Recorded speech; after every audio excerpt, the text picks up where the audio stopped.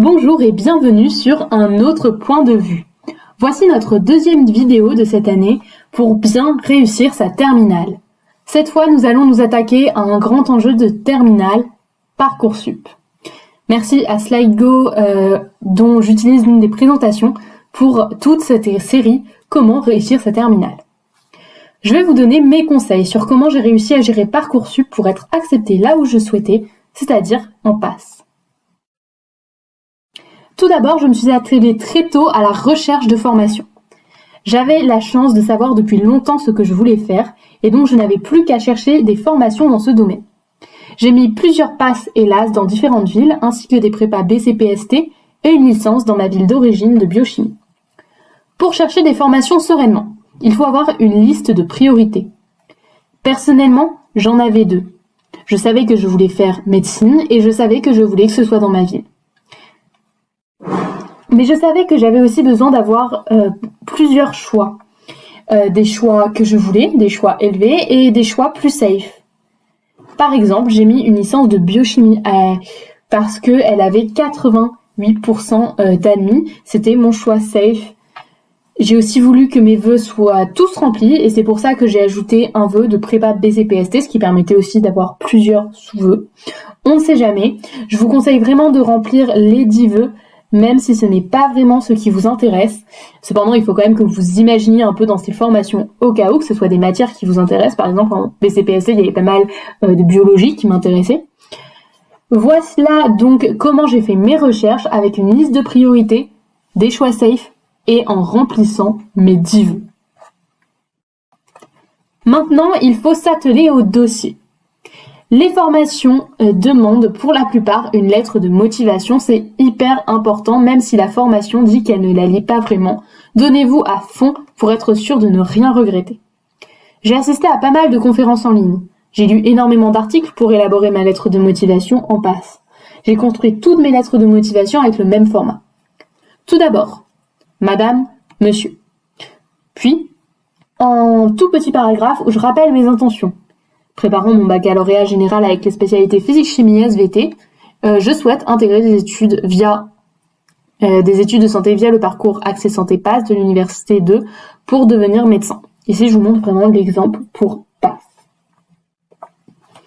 Ensuite, j'ai fait un autre paragraphe pour me présenter. Mais ce n'est pas une présentation classique, c'est pas l'objectif d'une lettre de motivation Parcoursup où en plus vous êtes hyper limité niveau caractère. Ils ont notre dossier s'ils souhaitent nous connaître. De temps, j'ai expliqué ce qui avait motivé mon choix d'orientation en une phrase, puis mes qualités pour réussir cette formation en 2. Je savais quelles qualités mettre en avant, car je m'étais vraiment renseignée sur ces formations grâce à Parcoursup et aux données qu'elles mettaient en ligne sur leurs sites respectifs. Ensuite, j'ai fait 1 ou 2 autres paragraphes. Dans ces 2 autres paragraphes, vous pouvez beaucoup plus varier d'une formation à l'autre. En passe hélas, j'ai expliqué pourquoi je choisissais cette passe ou cette LAS plutôt qu'une autre. Dans le premier paragraphe et dans le second, j'ai expliqué pourquoi je pensais pouvoir réussir cette année difficile qui est la passe. J'espère que je vais réussir. Finalement, je terminais par un bref cordialement et mon nom. Pour la partie activités et centres d'intérêt, j'ai fait une liste de tout ce que je faisais en dehors du lycée, tout ce qui m'avait apporté des choses, même ce que j'avais fait dans le cadre du lycée, par exemple, j'avais fait du tutorat pour d'autres élèves. Et ensuite, je les ai classés selon les rubriques proposées par Parcoursup. Donc au début, c'était vraiment une liste assez brouillonne, et ensuite j'ai pris les catégories et j'ai classé dans chaque catégorie, là où ça correspondait le mieux. J'ai ensuite gardé ceux qui me paraissaient le plus pertinents. J'ai essayé de développer sur ce qu'elle m'avait appris à chaque fois, le lien que ça faisait avec la rubrique et ce que ça révélait de ma personnalité. Évidemment, comme c'était vrai, je voulais vraiment passe, j'ai mis en avant des qualités de passe. Mais j'avais de la chance, ça se regroupait bien avec les autres formations que j'avais mis également, à savoir la licence de biochimie et les prépas BCPST. Certaines formations demandent des documents en plus, ne les négligez pas. Je sais qu'on nous demande de faire des lettres de motivation souvent au même moment que les bacs blancs et que ça peut être une période un peu stressante. Mes conseils, c'est de vous y mettre le plus tôt possible, de vous faire relire par un maximum de personnes et de rester ouvert à ce sujet. Ne vous enfermez pas dans une bulle où vous faites tout seul, c'est stressant et vous avez besoin d'aide. Honnêtement, vous avez besoin d'aide. N'hésitez pas à demander à vos amis et à vos parents ou même à vos profs s'ils le peuvent de vous relire et de vous aider. C'est hyper utile car ça donne un autre point de vue. Il y a des choses qui peuvent nous paraître hyper bien et en fait qui sont pas forcément super bien formulées. On s'en rend pas compte parce que c'est nous qui l'avons écrit tout simplement. Ça demande aussi beaucoup d'introspection et c'est difficile de faire tout ce dossier Parcoursup. Et vous pouvez par exemple demander à vos amis s'ils vous trouvent certaines qualités.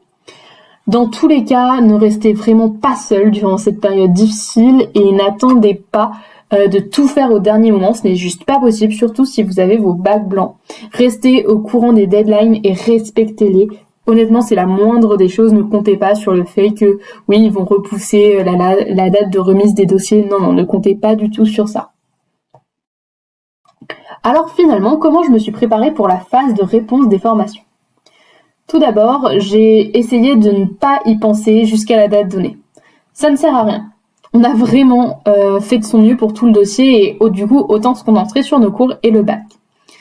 Quelques jours avant, j'ai utilisé la plateforme de simulation mise en place par Parcoursup pour savoir comment ça allait se passer, pour accepter des vœux, etc. Quelque part pour savoir si ce serait compliqué, comment ça allait se présenter, même juste connaître l'interface, c'est plutôt bien. Pour savoir quel vœu j'allais accepter, j'ai réalisé à l'avance un classement de mes vœux.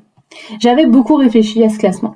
J'ai demandé beaucoup d'informations à plusieurs personnes, des amis en études supérieures, mes parents, des professeurs, pour être sûre que ce serait mon classement final. Et ensuite, je n'y ai pas touché pendant plus d'1 mois. Et je savais que je n'y toucherais pas lorsque je recevrais les vœux et que vraiment je le suivrais à la lettre pour sélectionner les formations.